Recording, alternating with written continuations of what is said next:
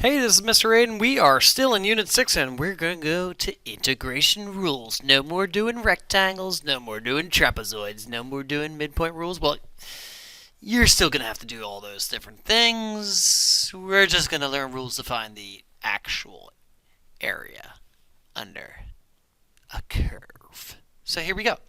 We're going to do some rules. The reverse power rule. The reverse power rule. So if you remember, let's say we have something like x cubed plus 2x squared plus 3. Okay, and let's say we want to do d over dx of this function right here. Well, what are we going to get? We're going to get dy over dx is equal to 3x squared plus 4x plus 0. And that would be what our derivative is. Our derivative is doing our d over dx. Now, let's take a look at what our integral would be. Let's multiply our dx over here. So we have dy is equal to 3x squared plus 4x dx. And we're going to now do the integral. You can see this is exactly what we have. So what's the integral of 1 dy is just y. What's the integral of 3x squared? Well, we're going to take this reverse power rule. We're going to, rather than have this power go down to 2, this 2 is going to go up to 3. And we're going to divide by whatever that power is. So in the same way, we have our 4x to the first. That first goes to the second power, and we're going to divide by that.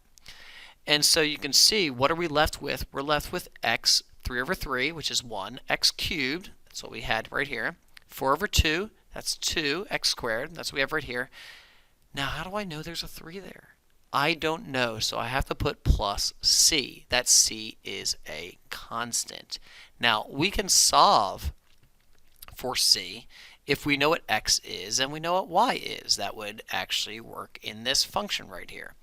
And so we can find out what c is, but in the meantime, we just slap a plus c on the end of it.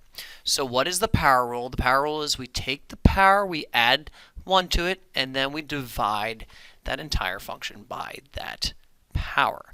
And that's called the reverse power rule. So let's take a look. This t is going to go from the first power to the second power, and we're going to divide by 2. So we end up getting 7t squared plus c. This t goes from the third power to the fourth power, and we're going to divide by that 4. So 24 divided by 4 is 6t to the fourth plus c.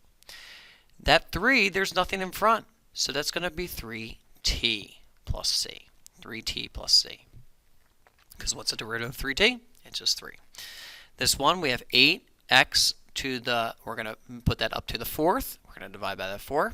Plus 8x, we're going to put it up to the third. Divide by third, which when we reduce it, we get 2x to the fourth plus 8/3 x cubed plus a constant c. And that is the reverse power rule. So what if we do negative exponents here? So this first function, we're taking the integral of 8t to the negative 3. This is really 8 over t cubed, isn't it? So just like in derivatives, we're going to sometimes rewrite this in negative exponents. And that negative exponent is going to go up 1. So negative 3 becomes negative 2. And then we divide by negative 2. So we end up getting negative 4t to the negative 2 plus c, or negative 4 over t squared.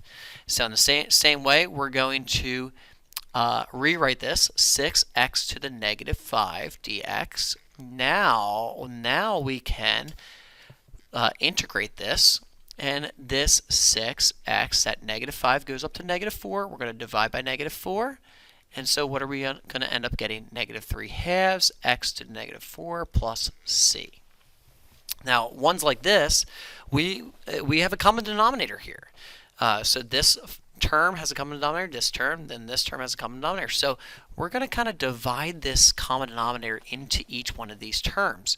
So you get 3t squared plus 2t to the negative 2 plus 5t to the negative 3. Now we can integrate this. So we get 3t, we go to the third power and divide by 3. We have 2t, that's going to go up to negative 1, and we divide by negative 1, plus 5t, he's going to go up to negative 2, negative 2. which ends up giving me t cubed minus 2t to the negative 1 minus 5 halves t to the negative 2 plus c. So that's what happens when we have our negative exponents. What about happens when we have fractional exponents? Remember, this first one is really 4t, and that is the cubed root of t, the 1/3 power there, isn't it? And so we're going to go 4, and that t, that 1/3 is going to be plus 1, so plus 3/3.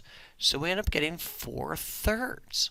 So remember, the reverse power rule, we divide by 4/3, which is like multiplying by the reciprocal. So we're dividing by 4/3, aren't we? Or multiplying by 3/4.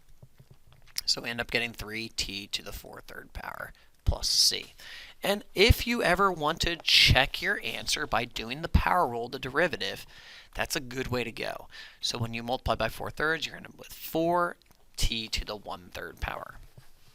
Now this one, we want to rewrite this one. So this is x to the 5 halves power, because it's the square root of x to the 5th power, plus x to the 8 fourths power. X to the 8 fourths power. Or you could say, really, x squared, couldn't you? Okay, dx. So ultimately, this is x to the 5 halves power plus x squared dx. And when we do this integral, this x is going to go up from 5 halves plus 2 halves gives you 7 halves. So this 5 halves plus 2 halves gives you 7 halves. And you're going to divide by this value, or multiply by the reciprocal, 2 7ths. Plus x to the 3rd power, 1/3, plus c, and that is your integral of this function. And that is integration rules, a nice introduction to our reverse power rule.